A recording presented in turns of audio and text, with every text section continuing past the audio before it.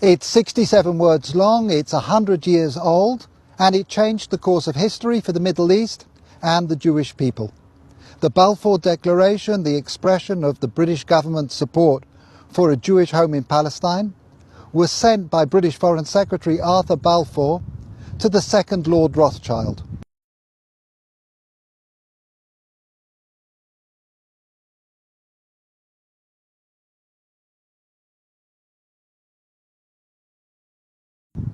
I'm here in Buckinghamshire at Waddesdon Manor to speak with the fourth Lord Rothschild about the Balfour Declaration, what it means for Britain, for the Jewish people and the Rothschild family.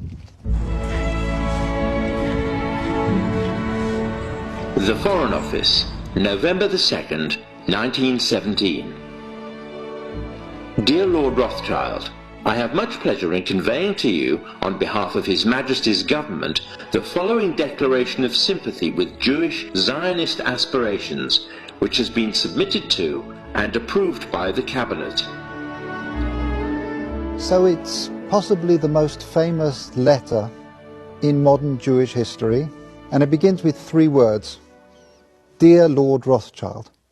Why was it that this letter was sent by the Foreign Secretary to your great-uncle Walter?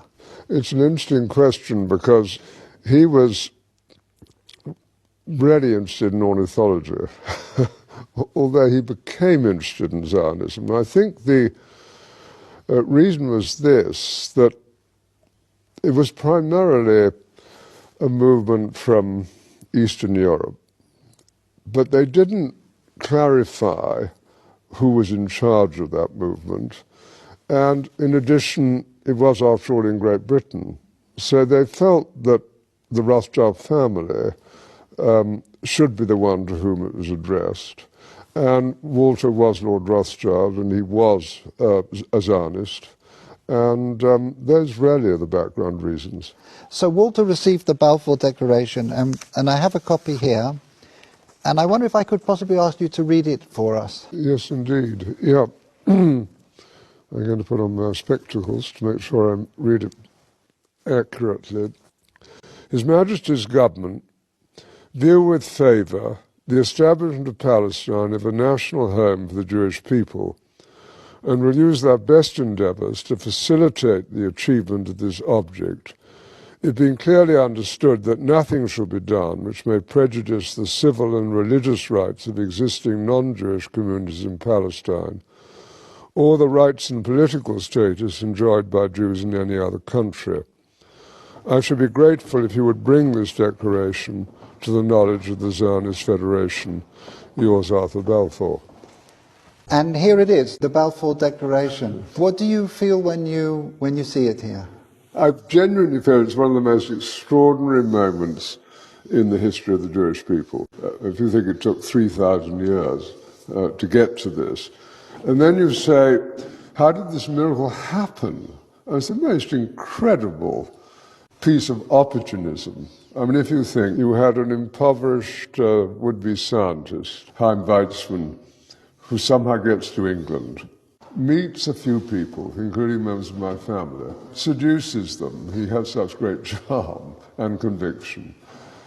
He gets to Balfour, and he unbelievably persuades Balfour and Lloyd George, the Prime Minister, and most of the ministers, that this idea of the national home for Jews should be allowed to take place. I mean, it's so unlikely.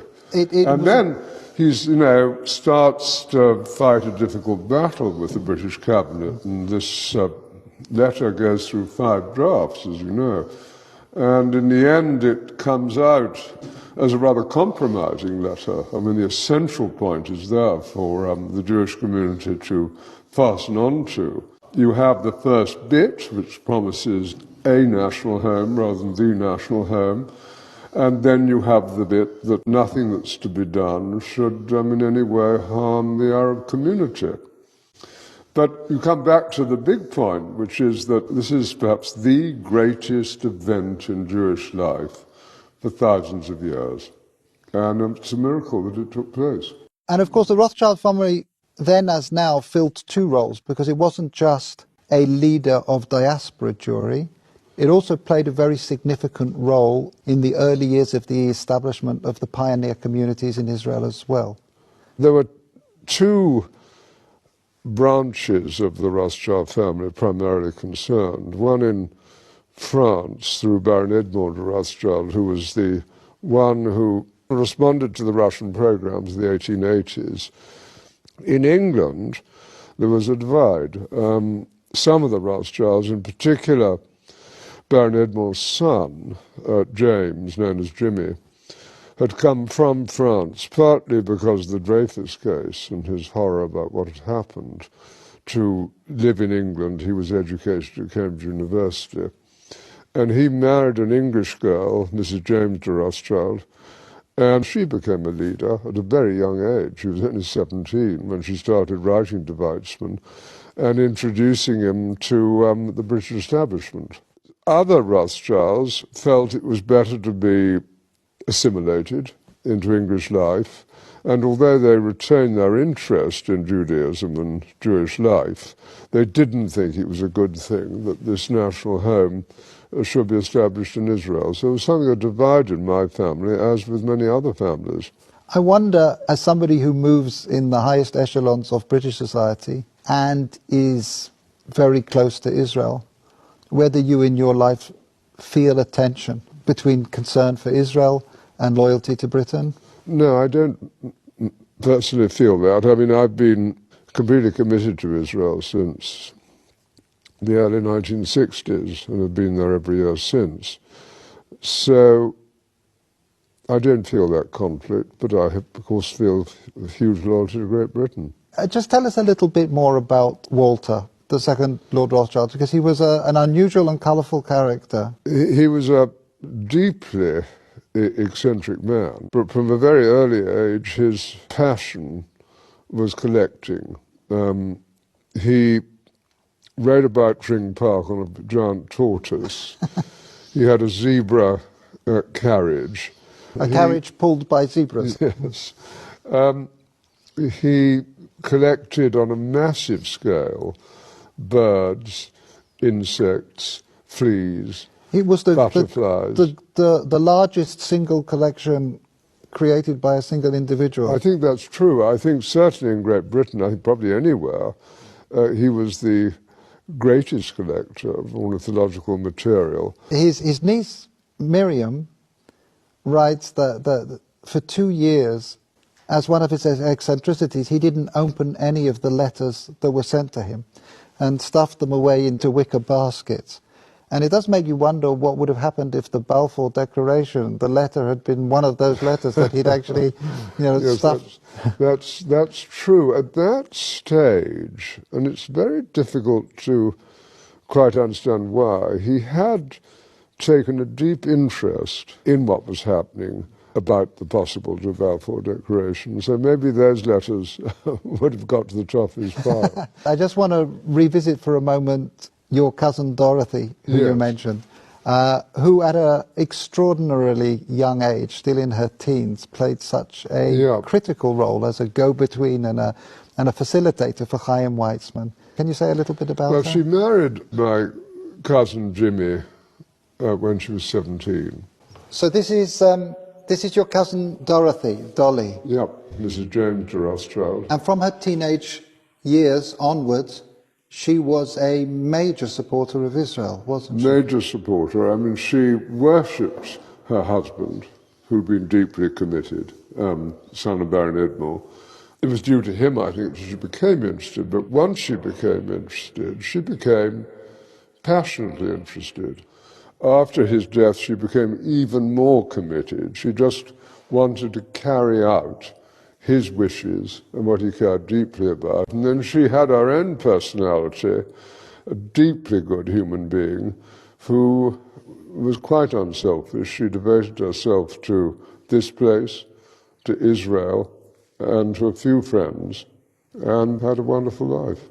And you can read letters from her to Weizmann and from Weizmann to her when she was only 17. And what she did which was crucially important, was to connect up Weizmann with the British establishment. I think she also trained him in how to deal. She helped educate how to and it's conduct extraordinary himself. at that age, but she did sort of tell Weizmann, how to kind of integrate, how to insert himself into British establishment life, which he learned very quickly.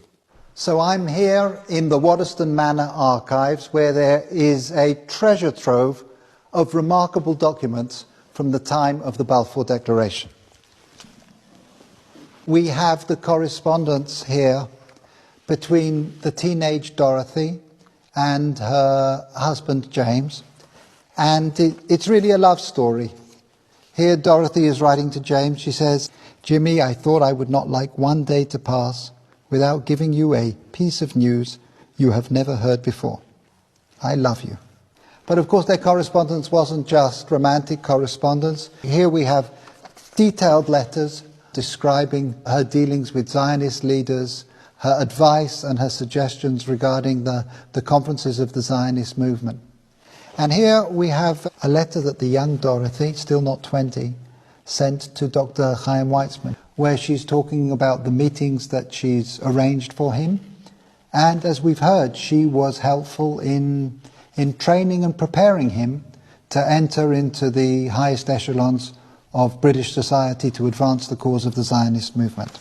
She was an important character in your life as well. She really introduced you to Israel in some way. She was a crucially important character in my life. I became a trustee of Yad Hanadiv over 50 years ago. Which is the Rothschild Philanthropic Foundation. Yes, being our foundation. And I think I first went in 1962. Can you share with us your sense of what things have been changing in Israel since that first visit? Yes. As Israel, I think, became more and more successful in all sorts of ways, industrially successful, absorption successful, technologically successful, great universities, the problems with the wars that took place, being the clearest examples, of security became more paramount. And so you did see a shift in Israel from kind of the liberal Western place that it had been in the early 60s to something of a very different character. And you also have a shift, of course, between communities in Israel. I mean, Israel is a patchwork of different immigrants from different countries. And you have the religious, you have the non-religious, you have a town like Tel Aviv, which is attractive to the kind of business community, to what I would call ordinary city life. And then you have Jerusalem, which remains a very religious city and full of conflict between Arab neighbors and itself. Those internal issues within the fabric of Israeli society are one of the main focuses of Yad Hanadiv. Can you mention just one or two of the projects that feel to you most significant? Yes, we do a great deal of work on education, a great deal of academic work. We keep going at Ramat Hanadiv, the garden where Baron Edmond was eventually buried. We're on the point of building the new National Library of Israel. Two unexpected ones, perhaps. If you take the Orthodox community, it's important that they have employment. And we're trying to develop programs which it's possible for them to undertake. Similarly, you have a problem with Arab unemployment, and we set up jointly with the government employment centres to facilitate greater employment of Arabs within Israel. And so we're an active foundation trying to help with these fissures in Israeli life and to do some good. And we're sitting here looking forward to the 100th anniversary of this significant letter. If I can just ask you to think about the next centennial, 100 years' time, and just maybe share some of your hopes, your aspirations about where Israel will be. What does one hope for? One, of course, hopes for a peaceful relationship with Israel's neighbours, and that's going to be the most difficult matter of all to achieve. But even now you can see, with the disarray in the Middle East and the importance of relationships that Israel is developing, not only with Jordan, but also with Egypt and indeed with Saudi Arabia, even if they're not publicized because of the Sunni-Shiite war, there's hope. And I think if you take the need of Arab nations to have intelligence help, and if on the other hand you take compassion and generosity coming from Israel to Palestinian territories and its less fortunate neighbours, there are grounds for optimism, and I am an optimist. Lord Rothschild, thank you very much indeed. No, thank you.